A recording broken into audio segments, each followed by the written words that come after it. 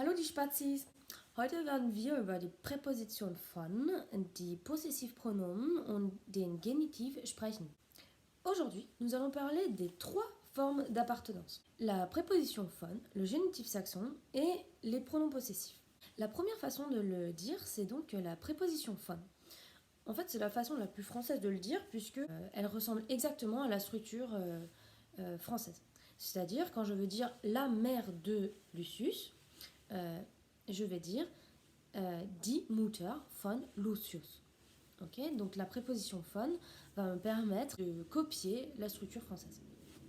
Il n'y a rien de plus facile, von veut dire de.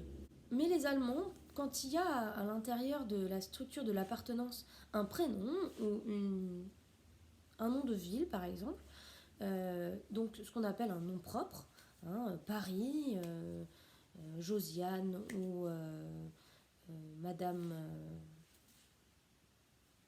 un tel, va utiliser ce qu'on appelle le génitif saxon. Le génitif saxon, c'est pas difficile, ça ressemble un tout petit peu à l'anglais, mais il y a quand même quelques nuances.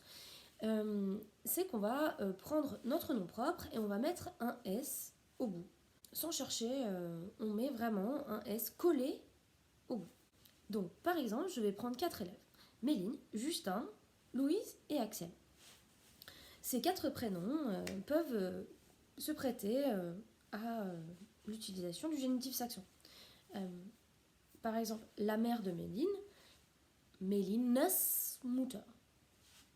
Pour Axel, Axels Mutter, la mère d'Axel. J'ai dit Justin, donc Justins Vater, par exemple, le père de Justin. Mais il y a aussi Louise, Louises Vater. Et tout ça, ça veut dire le père de, la mère de.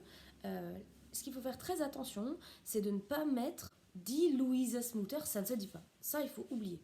Ou der Justins Vater, ça n'existe pas non plus. Donc ça, on oublie, pas d'article, pas de der didas, pas de mine, mine, rien. Voilà, ça, il faut faire attention. Il y a des élèves qui nous embêtent un petit peu dans notre classe. Yanis, Inès, Thomas et Loïc. Pourquoi ils nous embêtent, ces 4 élèves? Parce que leur prénom termine par une lettre qui va modifier un petit peu notre génitif saxon. En effet, la dernière lettre de leur prénom, ce qu'ils ont en commun, c'est qu'ils se terminent par un S. Quand les prénoms, c'est-à-dire les noms propres, se terminent par un S, mais pas seulement, ils peuvent se terminer par un Z ou un X ou un S7, quand ils se terminent par ces lettres, alors on est embêté parce que le principe du génitif saxon, c'est de mettre un S au bout. Mais là, il y a déjà un S. Donc que vont faire les Allemands? Ils ne vont pas rajouter un S au S, ou un S à un Z, ou un S à un S7. Un S7, c'est déjà 2 S, donc ça ferait 3 S qui se succèdent. Ça serait complètement hors du commun. Du coup, on va mettre une apostrophe. Donc l'apostrophe va permettre en fait de faire quand même du génitif saxon avec des prénoms qui se terminent par S, Z, S7 et X. Donc voilà, par exemple, pour dire la mère de Louis, ça va être Louis, apostrophe, Mutter. Inès, Vater, hop, apostrophe, après Inès. C'est le père d'Inès. Si on veut dire le frère de Louis, on va dire Louis, Bruder, mais avec une apostrophe après Louis.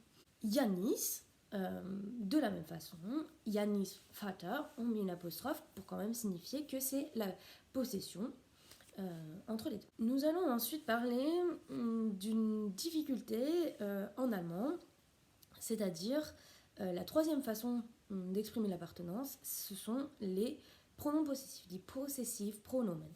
Les pronoms possessifs, en soi, ils ne sont pas vraiment difficiles à apprendre. Déjà parce que le premier, il ressemble énormément à l'anglais. Quand on dit mon, ma, mes, en anglais on dit my, en allemand on dit mein. Ça ne s'écrit pas pareil, ça se prononce quasiment pareil. Donc, le pronom possessif de ich, c'est mein, mon, ma, mes. Du, c'est dein, ton, ta, tes. La difficulté, ensuite, elle est là.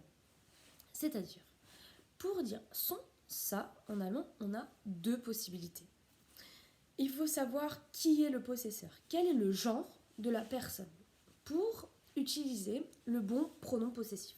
Quand la personne, le possesseur, est masculin, l'équivalent de er, il, c'est sein. Donc par exemple, on avait pris Yanis. Si je dis son père, ça va être sein Vater. Et si je veux dire sa mère, ça va être seine Mutter. Rappelez-vous, hein, quand après le pronom possessif, il y a quelque chose de féminin, on va rajouter un E. C'est pour ça que quand c'est son père masculin, sein Vater, rien.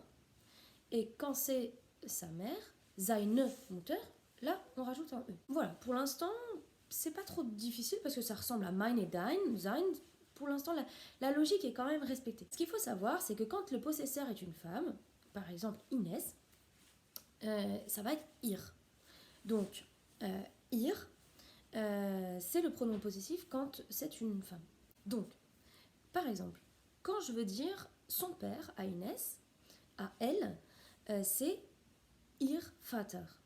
D'accord? Ce qui y a après est masculin, pas de E, mais on utilise bien ir parce que Inès est une fille. Et par contre, si c'est sa mère, c'est ihre Mutter.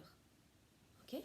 Donc il faut faire bien attention à savoir qui est le possesseur. Est-ce que c'est une femme ou est-ce que c'est un homme? Et on voit qu'en français, on ne fait pas la différence. On ne voit pas si je dis son père et sa mère, mais vous allez me dire, si j'ai Inès et Yanis en face de moi, je vous dis c'est son père, mais son père à qui? À Inès ou à Yanis? Alors que en allemand, si je dis ihr Vater, là tout de suite vous savez que ihr c'est le pronom possessif féminin et donc que c'est le père d'Inès. Et si je dis sein Vater, là c'est le père de Yanis.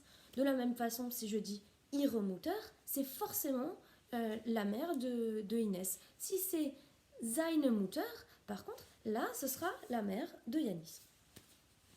Voilà, j'espère que vous avez compris.